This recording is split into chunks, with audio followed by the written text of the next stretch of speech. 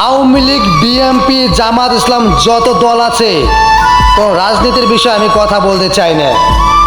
শুধু আমি একটা কথাই বলতে চাই যে গোপালগঞ্জকে যারা মুছতে চাও, গোপালগঞ্জ ডিস্ট্রিক্টকে রক্ষা করার দায়িত্ব হলো আমাদের।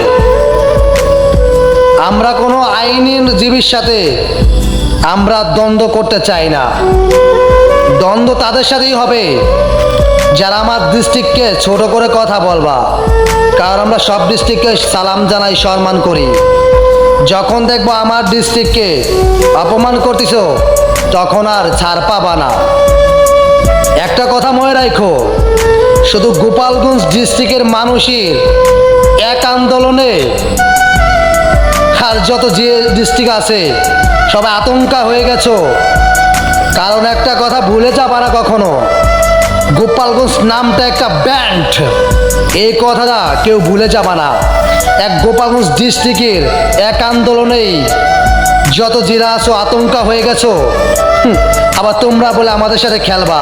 কোনো রাজনীতির বিষয় নিয়ে আমি কোনো কথা বলতে চাই না, কোনো আইনজীবীর নিয়ে আমি কথা বলতে চাই না।